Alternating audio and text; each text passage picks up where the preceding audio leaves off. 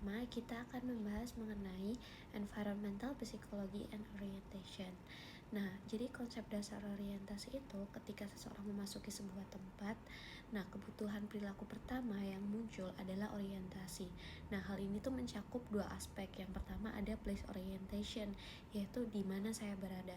Kemudian yang kedua ada function orientation, yaitu bagaimana orientasi ini bekerja dan apa saja yang harus saya lakukan selanjutnya. Nah, pelanggan itu akan merasa lebih terkendali ketika mereka bisa menggunakan petunjuk spasial atau spatial cues dan pengalaman sebelumnya untuk mengetahui posisi mereka, kemana mereka harus pergi, dan apa yang perlu dilakukan. Nah, sebaliknya, jika petunjuk itu tidak tersedia, pelanggan itu bisa mengalami kecemasan dan rasa tidak berdaya akibat disorientasi. Nah, kemudian ada cara untuk mengurangi disorientasi tersebut. Nah, desain fasilitas itu dapat mengurangi disorientasi dengan menggabungkan 3 hal.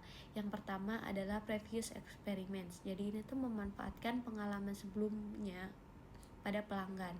Nah, kemudian ada desain legibility, yaitu desain yang mudah dibaca dan dipahami. Kemudian ada orientation aids, yaitu alat bantu orientasi seperti peta dan rambu. Baik, materi selanjutnya yaitu servicescapes. Servicescapes adalah lingkungan fisik tempat layanan diberikan yang sangat berpengaruh terhadap perilaku pelanggan maupun karyawan. Nah, lingkungan ini harus dirancang sesuai dengan konsep layanan agar menciptakan kesan atau image yang tepat. Tingkat peran servicescape berbeda tergantung jenis layanan. Pada layanan self-service, desain fisik seperti petunjuk arah dan tampilan sistem sangat penting untuk memandu pelanggan. Pada layanan jarak jauh, fokusnya lebih ke kenyamanan dan efisiensi kerja karyawan. Sementara itu, pada layanan yang melibatkan interaksi langsung seperti restoran atau taman hiburan, Servicescape harus mampu mendukung interaksi sosial dan menciptakan pengalaman yang menarik bagi pelanggan. Selanjutnya yaitu behaviors in Servicescape. Lingkungan fisik suatu layanan mencerminkan nilai dan strategi organisasi. Tanpa perlu kata-kata, desain tempat sudah bisa menyampaikan pesan seperti kesan modern, nyaman, atau aman. Nah, servicescape ini terdiri dari beberapa elemen yang secara keseluruhan memengaruhi persepsi dan reaksi pengguna.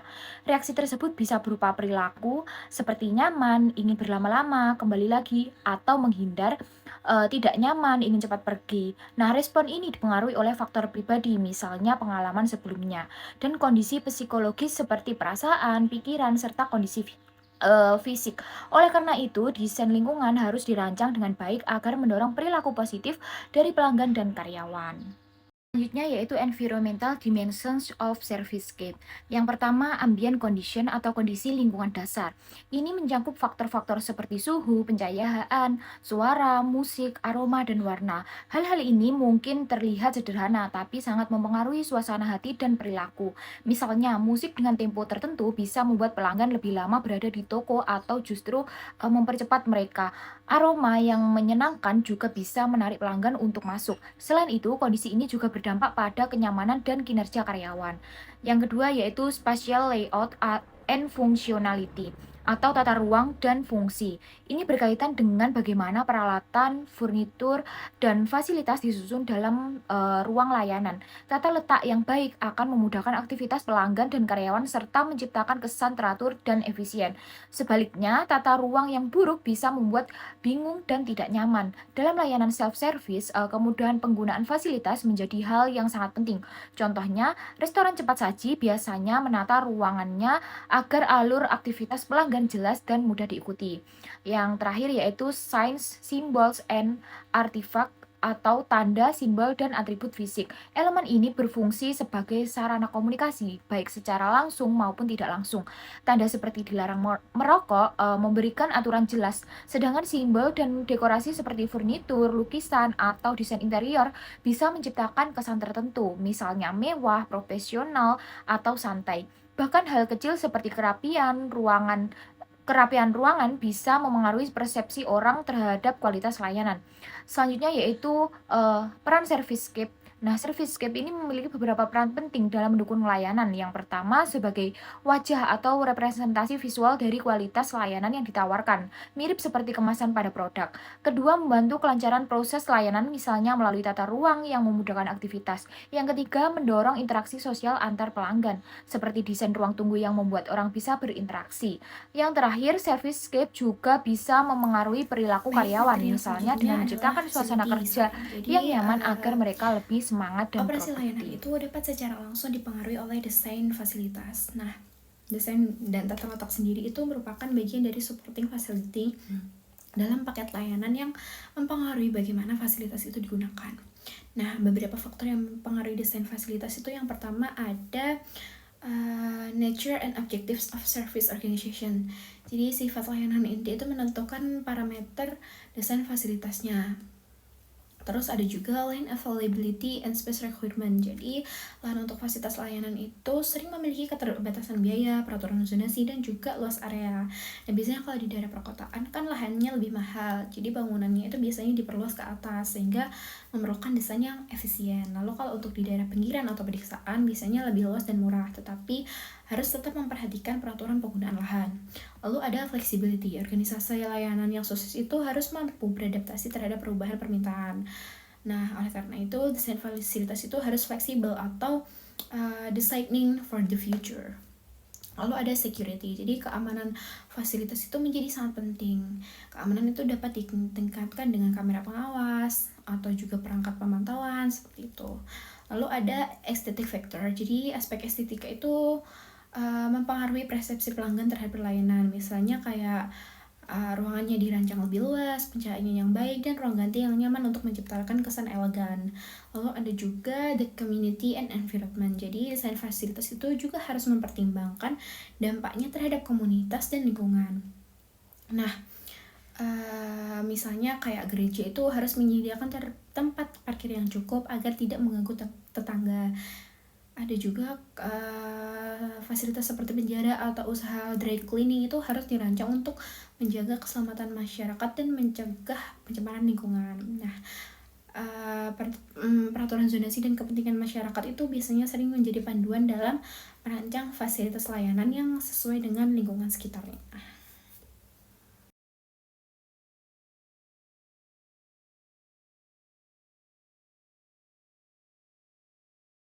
Oke, selanjutnya saya akan membahas tentang proses analisis. Proses analisis merupakan cara untuk menganalisis alur proses dalam suatu layanan dengan tujuan untuk meningkatkan efisiensi dan kualitas pelayanan.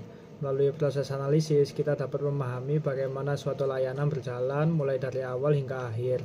Selain itu, kita juga dapat mengidentifikasi hambatan atau bottleneck yang dapat memperlambat proses layanan. Dengan adanya analisis ini, perusahaan dapat melakukan perbaikan hingga pelayanan menjadi lebih cepat, efektif, dan memberi kepuasan kepada pelanggan. Pada slide ini ditampilkan contoh proses analisis menggunakan flow diagram. Setiap proses dalam layanan memiliki waktu pengerjaan yang disebut dengan cycle time atau CT. Cycle time ini menunjukkan berapa lama suatu aktivitas diselesaikan. Pada contoh ini dapat dilihat bahwa proses properti survei memiliki waktu paling lama yaitu 90 menit. Karena paling lama, proses ini disebut sebagai bottleneck. Bottleneck merupakan bagian paling lambat dalam suatu proses yang akan menentukan kecepatan keseluruhan sistem. Artinya, secepat apapun proses lain berjalan, tetap akan menunggu bagian yang paling lambat. Oleh karena itu, dalam proses analisis, penting untuk memahami konsep seperti cycle time, bottleneck, dan capacity. Dengan mengidentifikasi hambatan tersebut, perusahaan dapat melakukan perbaikan agar proses layanan menjadi lebih efisien dan berkualitas. Oke, selanjutnya, facility layout. Facility layout atau tata letak fasilitas adalah pengaturan atau penempatan fisik berbagai aktivitas, peralatan, dan area kerja dalam suatu sistem layanan atau operasi agar proses berjalan efisien dan efektif. Di sini ada product layout and work allocation problem. Product layout and work allocation problem adalah konsep dalam manajemen operasi yang menjelaskan bagaimana suatu sistem layanan atau produksi diatur dalam urutan proses yang tetap, di mana setiap pelanggan atau produk harus melewati tahapan yang sama dari awal hingga akhir. Nah, problem dalam work allocation ini terdapat pada setiap aktivitas dalam sistem, karena setiap aktivitas ini memiliki waktu pengerjaan yang berbeda. Sehingga jika pembagian kerja tidak tepat, akan terjadi ketidakseimbangan yang menyebabkan sebagian pekerja terlalu sibuk sementara yang lain justru menganggur. Bisa dilihat pada tabel 7.2 di sini nih, terjadinya perbedaan aktivitas dalam setiap pengerjaannya.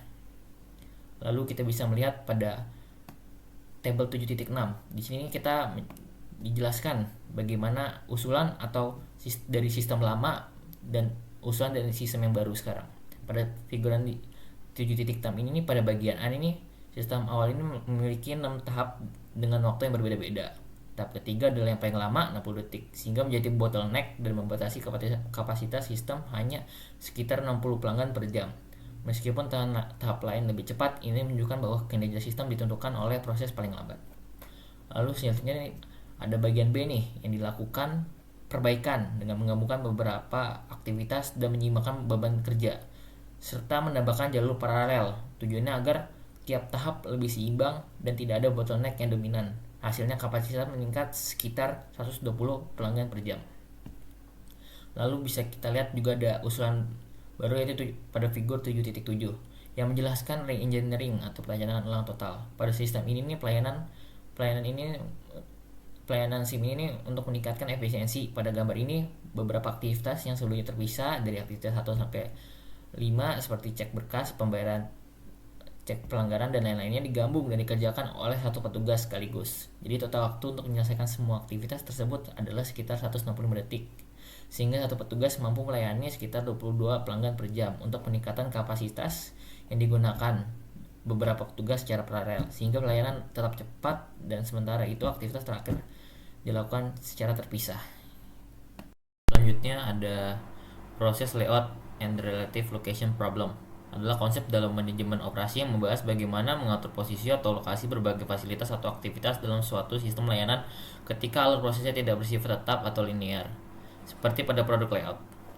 Dalam proses layout, pelanggan atau pekerjaan tidak selalu mengikuti urutan yang sama, melainkan dapat bergerak ke berbagai bagian sesuai kebutuhan masing-masing. Contohnya dapat ditemukan pada rumah sakit, kampus, atau taman hiburan, di mana setiap pengguna memiliki jalur yang berbeda-beda. Karena itu tantangan utama dalam proses layout bukan lagi pada pembagian kerja seperti pada produk layout, melainkan pada penentuan lokasi fasilitas agar perpindahan orang, barang, atau informasi menjadi seefisien mungkin. Masalah ini dikenal sebagai relative location problem, yaitu bagaimana menentukan posisi relatif antar fasilitas sehingga total jarak tempuh atau biaya perpindahan dapat diminimalkan. Dalam materi ini dijelaskan bahwa untuk menyelesaikan masalah tersebut diperlukan pemahaman tentang pola aliran perpindahan antar fasilitas yang biasanya dipresentasikan dalam bentuk flow matrix. Flow matrix ini menunjukkan seberapa sering terjadi perpindahan dari satu fasilitas ke fasilitas lain dalam periode tertentu. Semakin besar angka perpindahan antar dua fasilitas, maka semakin penting kedua fasilitas tersebut ditempatkan berdekatan. Hal ini karena jarak yang jauh akan menyebabkan pemborosan waktu, tenaga, dan biaya, baik bagi pelanggan maupun penyedia layanan. Oleh karena itu, tujuan utama dari proses layout adalah meminimalkan total flow distance, yaitu hasil perkalian antara jumlah perpindahan flow dengan jarak antar fasilitas. Semakin kecil nilai flow distance, semakin efisien tata letak yang dihasilkan. Untuk mencapai tata letak yang optimal, digunakan pendekatan heuristik seperti Operation Sequence Analysis. Di dalam perancangan memulai dari suatu layout awal, kemudian secara bertahap melakukan perubahan seperti pemindahan atau menukar posisi fasilitas. Lalu menghitung kembali total flow distance setelah siap perubahan. Proses ini dilakukan berulang kali hingga diperoleh layout dengan nilai flow distance yang paling rendah atau tidak dapat diperbaiki lagi secara signifikan. Dalam contoh taman hiburan Ocean World, terlihat bahwa dengan memindahkan dan menukar posisi atraksi yang memiliki hubungan aliran tinggi, total jarak tempuh pengunjung dapat dikurangi secara drastis hingga meningkatkan efisiensi dan kenyamanan pengunjung. Lalu di sini juga ada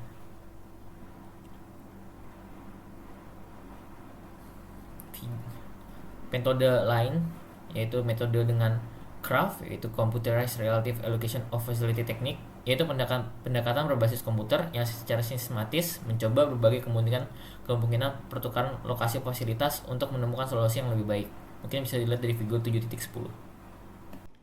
selanjutnya kita akan membahas study case mengenai Esquire Department Store. Jadi Esquire Department Store ini mengalami penurunan penjualan dalam beberapa tahun terakhir. Nah, Arthur sebagai manajer toko itu melihat bahwa pelanggan sekarang itu tidak banyak bergerak antar departemen dan cenderung menghabiskan waktu lebih singkat di dalam toko. Nah, dia itu menduga bahwa penyebabnya adalah layout toko yang lama itu sejak awal dirancang dengan konsep menempatkan departemen yang saling berkaitan secara berdekatan agar memudahkan pelanggan itu berbelanja. Nah, tapi sebaliknya Arthur itu berpendapat bahwa penurunan penjualan itu terjadi karena persaingan dari factory outlet mall itu menawarkan harga diskon yang lebih murah.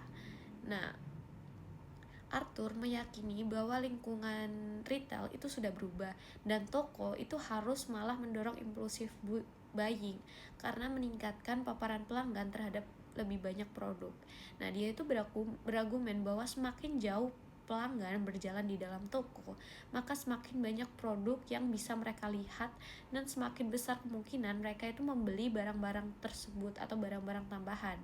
Nah, untuk membuktikan idenya, dia diminta membuat rancangan layout baru dan menghitung peningkatan waktu pelanggan berada di toko menggunakan pendekatan Kraft berdasarkan data aliran pelanggan antar departemen. Selanjutnya kita akan beralih ke pertanyaan nomor 1. Jadi untuk pertanyaan nomor 1, use Kraft logic to develop a layout that will maximize customer time in store. Jadi dengan logika Kraft, tujuan utamanya adalah meningkatkan jarak perjalanan pelanggan antar departemen agar exposure produk itu meningkat dan memicu impulsif buying. Nah, untuk layout awalnya sendiri, mereka menempatkan departemen yang saling berkaitan itu berdekatan. Jadi, pergerakan pelanggan itu menjadi lebih pendek dan efisien. Namun, itu tuh justru mengurangi waktu pelanggan berada di toko.